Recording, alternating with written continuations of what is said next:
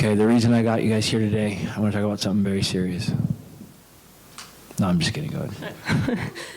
I just wanted to see your guys' reaction, but there wasn't much of one. You guys had a long day, huh? Andre, to your left. Yeah.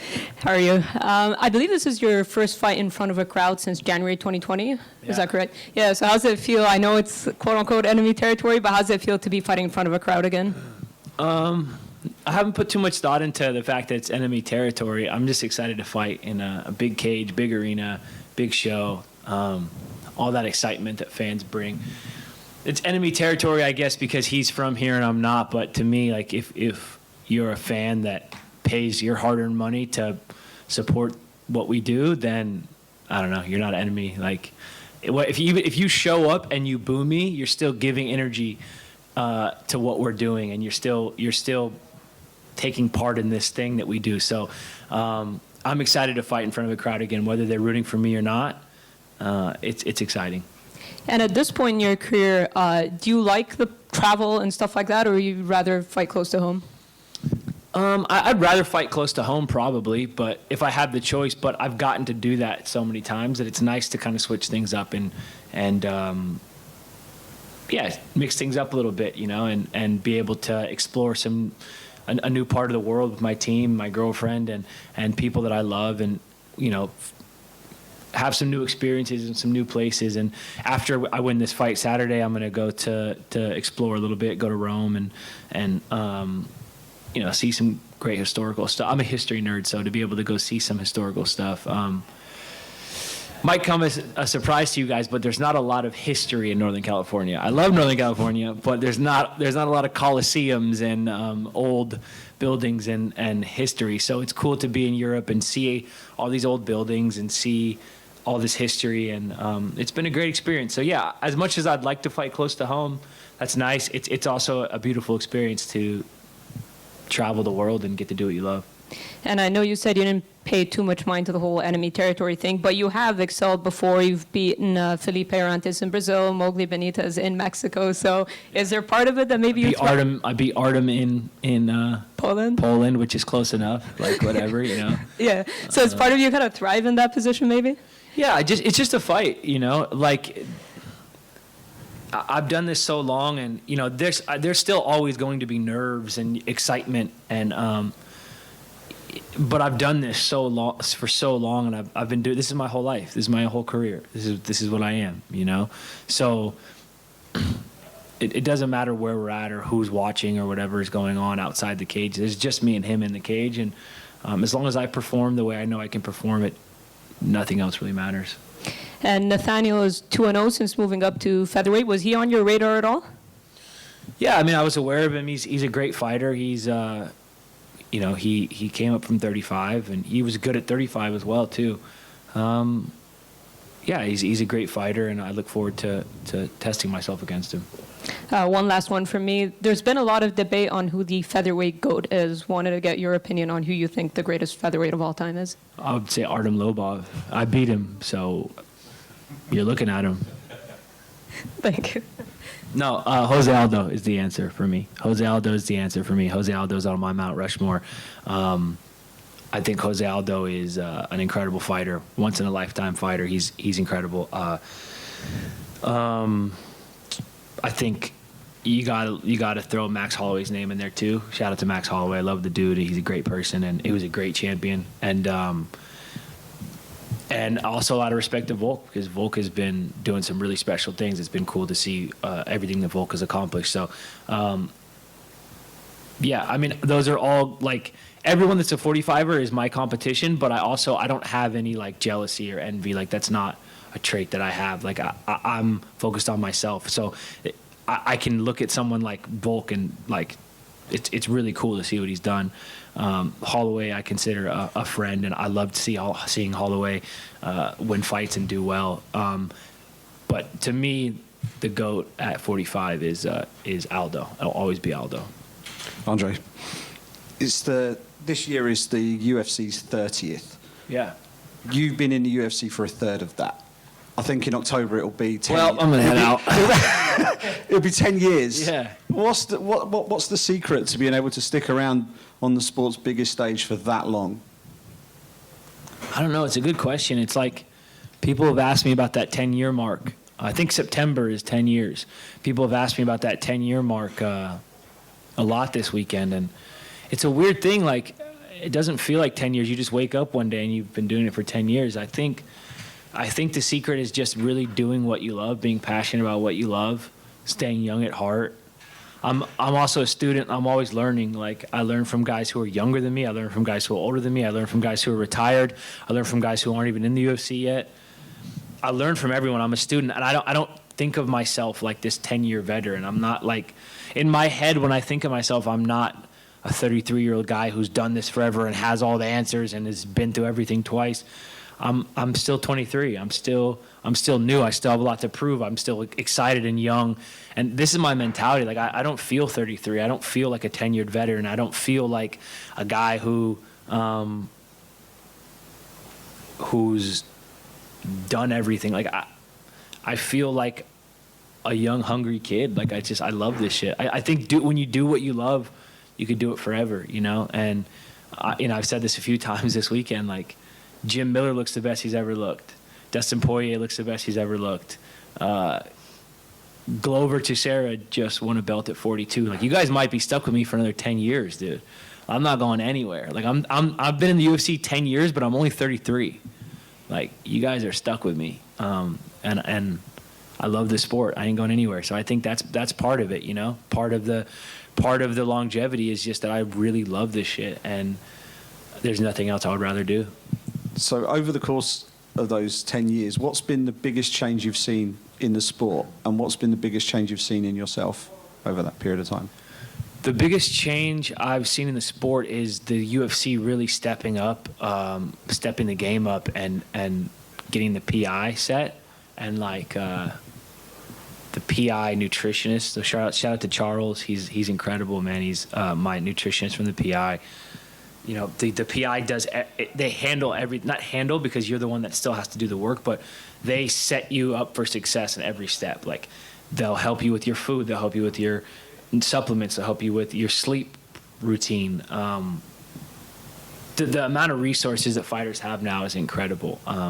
That's the one and only time that I feel like the old guy. When the young guys get to the UFC and I'm like, back in my day when we cut weight, we had to die. We had to do this, we had to do that. And now when guys cut weight, it's like a streamlined process because the UFC has the PI and the PI nutritionists and strength conditioning coaches and all the resources. It's just huge. It's a beautiful thing to see. And I think the UFC has done something really special with the PI and the resources for fighters. So that's the biggest advancement in the sport. The biggest advancement for myself is just the personal growth. Obviously you get better at fighting. I've been doing this for 10 years. I'm a more technical fighter everywhere. But that's not the biggest growth. The biggest growth for me has been my relationship with myself. When I first got in the UFC, I pushed myself in a way that I think was important to get here. But it's not sustainable for 10 years. It's not sustainable for a long, healthy career. It's not sustainable for a happy, healthy life. I pushed myself in a way where I never stopped to pat myself on the back. I never appreciated myself. My inner dialogue to myself was always harsh. I was never kind to myself. I hated myself at a certain point. And I don't know if it's age or wisdom or some of the things I've been practicing, like gratitude journals and these exercises. I could be a combination of all of them, but I've grown in a way where I love myself, and even being able to say that in a room full of people is something that at any other point in my life, like, I would have never been able to say that. So that's been a huge growth for me, and I think it's affected my life outside of fighting immensely, but it's also immensely positively affected my life in fighting, because as much as you need to push yourself and as much as you need to be hard on yourself and be disciplined and always demand more from yourself and have a little chip on your shoulder and be angry and all these things that make you a great fighter, it's also really important to love yourself and to take care of yourself and to treat yourself with kindness. And that's something I wasn't even able to do until recently, and it's a game changer. Thanks for sharing that. And just one more from me, just to get back to the actual fight itself.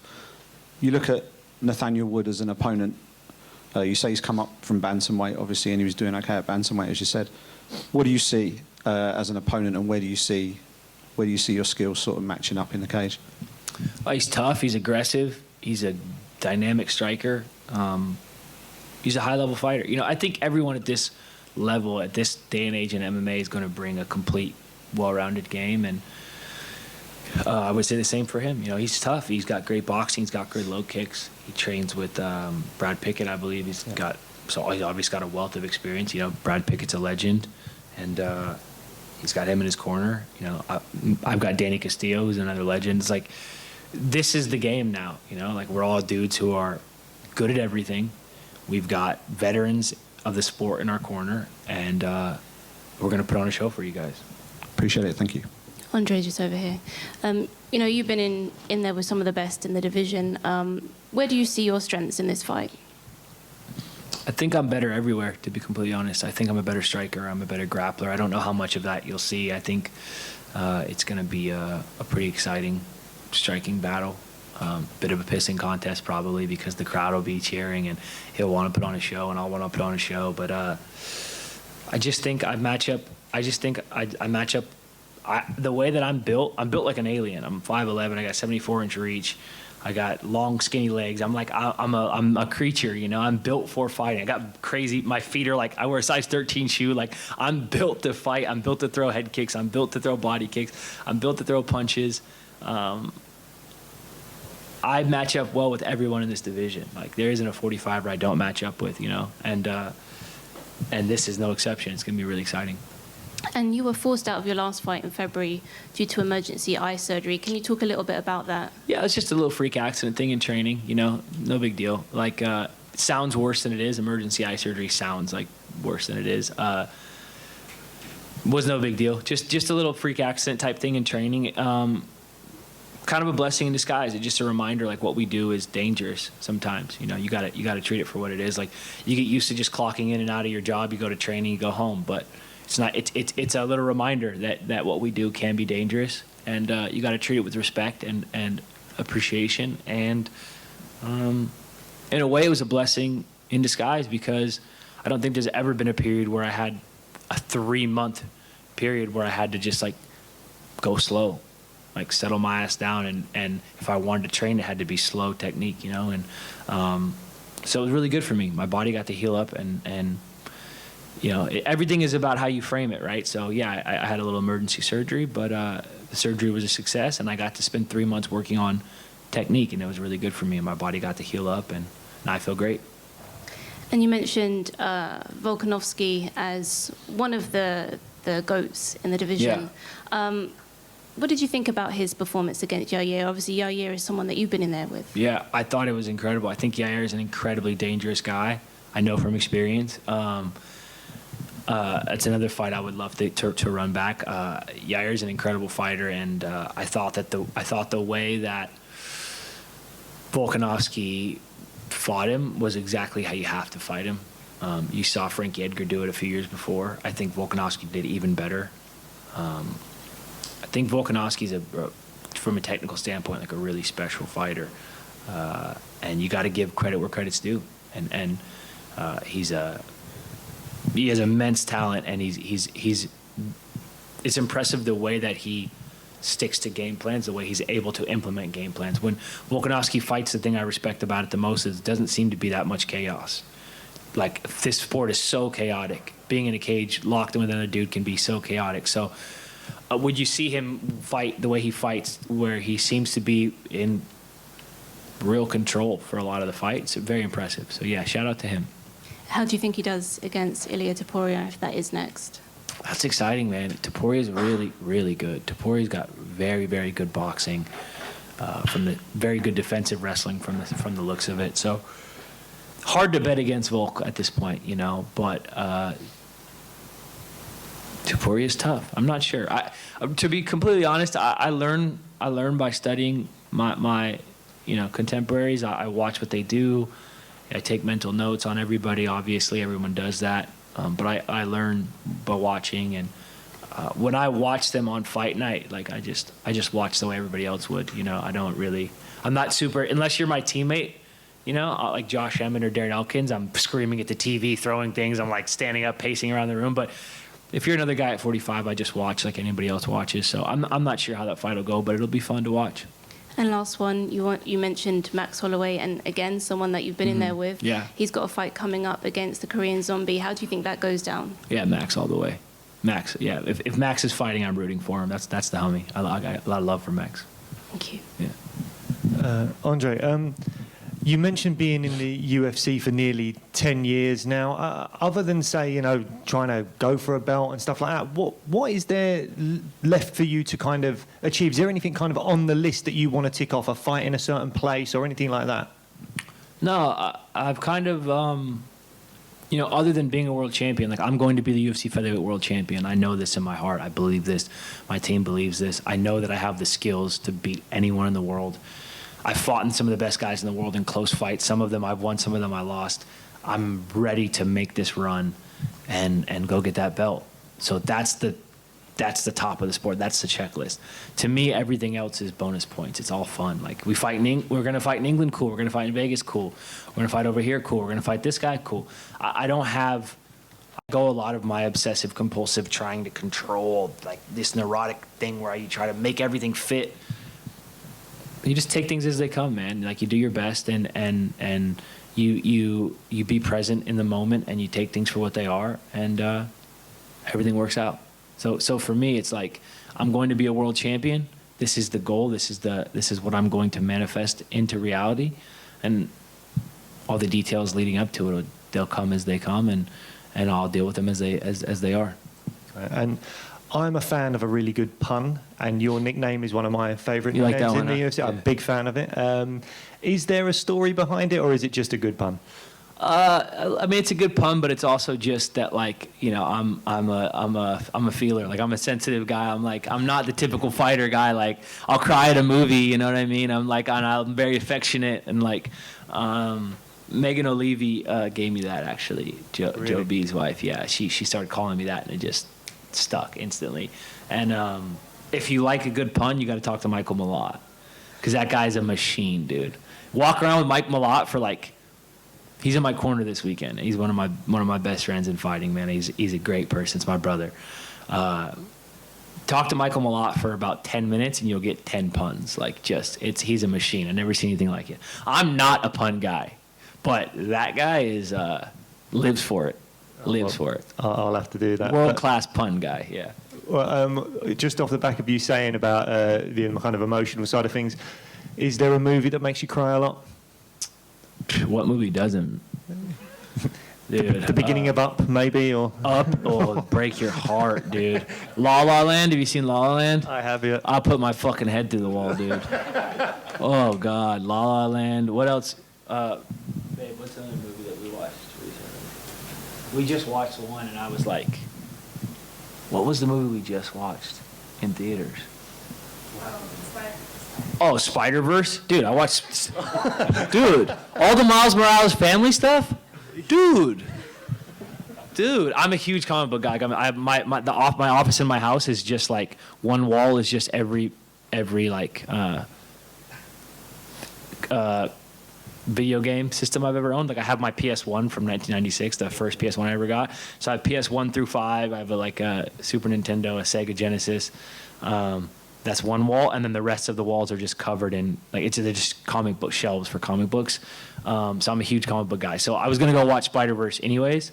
I'm a huge Marvel guy. I was gonna go watch people say, oh, I'm a huge Marvel guy because they watch the movies. That's cool. But I have I have a room dedicated to comic books. So I'm a huge Marvel guy and a huge DC guy and a huge Image Comics guy, and just comics in general. And so I was gonna go watch Spider-Verse anyways.